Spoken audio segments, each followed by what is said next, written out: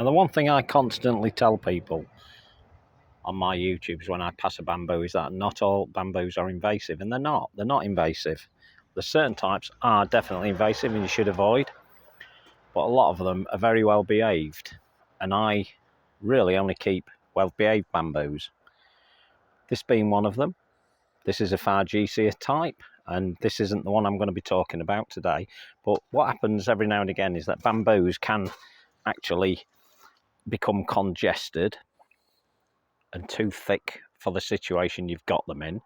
Thinning them out actually makes them look better. It also helps to reduce any sort of disease or pests in there. Not that we get many with bamboos, but it helps the overall vigour of the plant itself and can actually help to increase the size of the bamboo. Depending on what type, you may not want it to get any bigger. Now this particular one is next to my decking, and the idea of this particular one is that it's going to eventually give me some sort of a privacy here. So they make very good screens, and a lot of people don't realise that this type of bamboo makes a very good hedge. You can actually clip it like a hedge, so I could run a hedge clipper along the top of that and make it look like a hedge. Obviously you're going to have several bamboo plants in a row to create that sort of thing, but it is doable. So what I'm going to show you on this video is how to thin out, and I'm going to say an unruly bamboo, but it's not strictly true. And the one that I'm going to use is one called Thamnocalmus. So we'll wander up here and we'll show you the very one that I'm going to deal with. So this is a Thamnocalmus, still a bamboo with a different name, and it's called Crassonodus Q-Beauty. And the one good thing about this one is it has these lovely colours in some of the canes. So you can see this has a bloom on here, it has a blue bloom on here, whereas this one here doesn't. It has more of a olive green, that one. And it is quite congested. Now most of that congestion is actually caused by some of the older growth, which are very, very thin canes. As you can see here, they're very thin canes, but they produce a lot of leaf. Now I want to show you how to improve the look of this particular bamboo. It's up near Caffey's Arbour, and we can improve the look of it.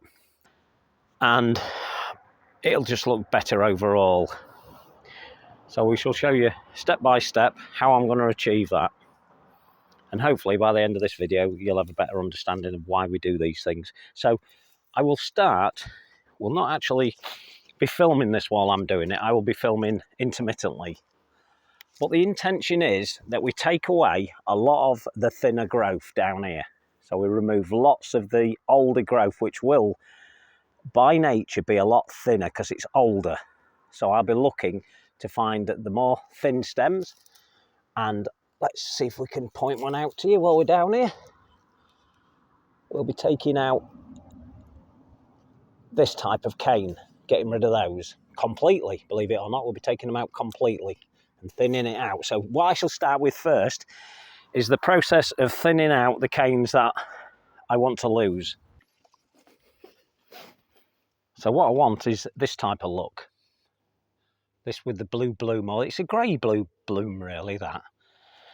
Year on year, bamboos tend to get thicker and thicker. In the case of Fargesias, they tend to remain pretty thin. And not 100% sure about the Thamnocalmus types. I've had this one several years now, but it is getting thicker year on year, but not massively thick.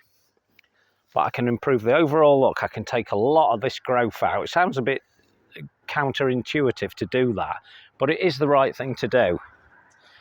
And it will, depending on your preference, give that a better look.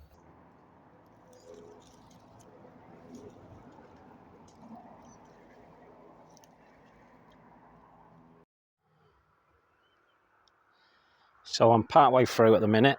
I've taken out these canes, and these have a lot of leaf growth on them, and you think that I'm doing this plant some damage, but I'm really not.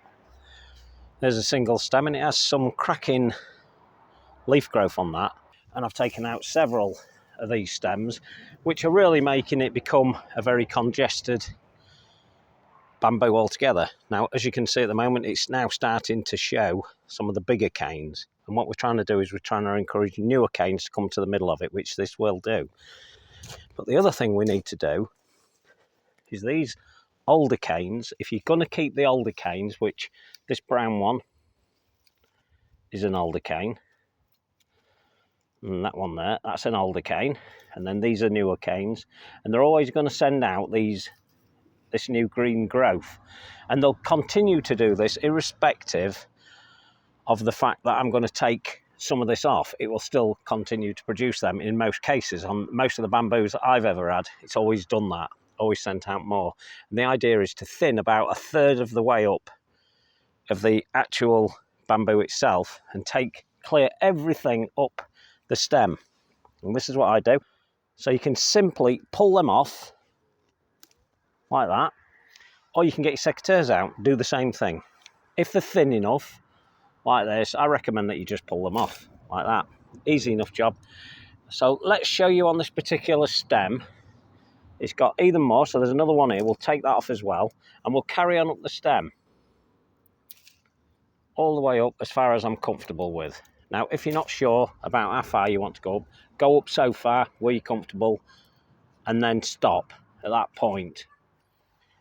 Go around it, check it out. It pays you to look at it more often than I'm doing. I've done this quite a lot of times, but if you're new to it, do yourself a favour and check it over. Make sure you go in the right direction, because once you've cut the canes off, that's them done pretty much. But what you're going to find is that in some cases, like with this family calamus, it's opening up in the middle, but it is got some new growth coming through that, and the new growth will come from within the middle here. It will continue again, and because I'm now stimulating it by cutting it, it's just like any other plant. Because I'm stimulating it, it will make it grow new canes. So this is a new growth within it. Let's point it out. That one there is the new growth, and that will continue to grow till it gets too cold, and it will stop at that point. So that one there was trying to come up late in the season. This particular one here, but it'll never ever do out. It is a dead cane, as you can see from that. So we just throw that away. Don't worry about it. I don't want to totally open it up and make it splay out, but it will improve it in time. Now, looking at this, I've already taken a cutting off of this one. In fact, I took 3 from this side here less than 2 months ago. Wrong time really to set the cuttings, but it was splaying out, so I had to remove that part. And looking at this, I could actually continue to take more cuttings from this one, but I don't want to. What I want to do is open it up, so irrespective of the fact that it's leaning over like that, I still like that look, and it'll lean over it, and then over time I'll probably have to come back in and take out more canes, but I've got plenty of time to do that.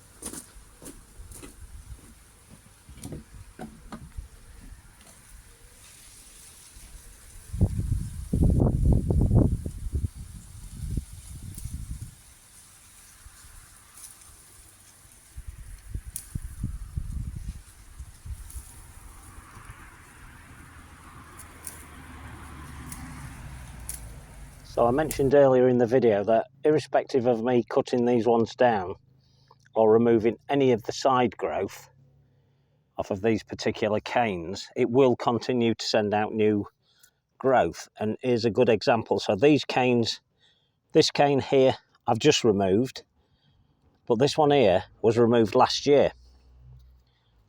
You can tell because that's a lot older cut. Experience will teach you that. And what it's done is it's continued to send up these small growths, as you can see from that. So there you go, that's more growth that's trying to go again. It's never really going to come to anything, so there's absolutely no point in leaving it on. And actually, I really need to get a little bit closer down to the ground with some of these, because they are starting to regrow. So it pays you to get back in there again and try and cut them. Now I'm trying to use these secateurs, which are my Niwaki secateurs, and they're all good and proper, but they're not man enough to do this. I need loppers rather than secateurs for those particular ones. But at the end I shall go around and I shall clip these all back down, take them out completely. So just bear that in mind. That's part of the thinning out process.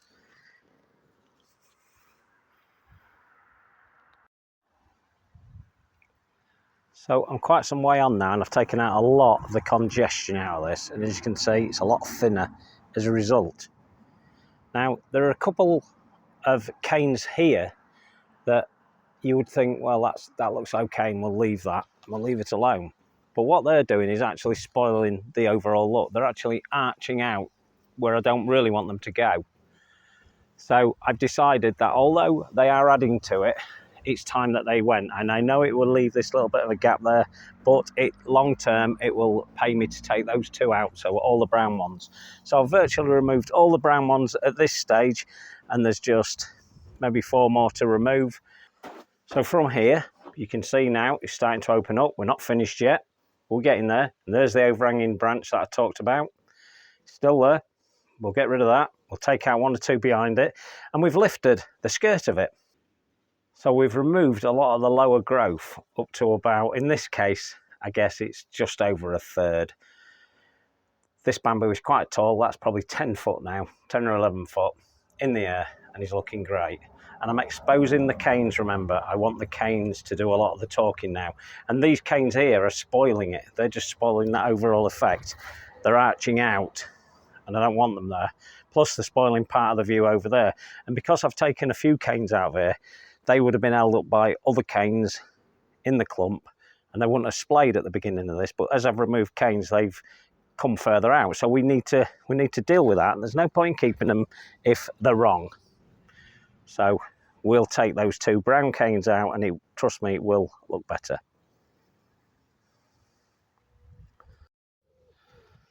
So we have 2 more canes to remove, and we'll do that on camera. Show you how easy it is, and as I've said, if you're not 100% sure about removing old canes as well, then leave them alone, it won't hurt.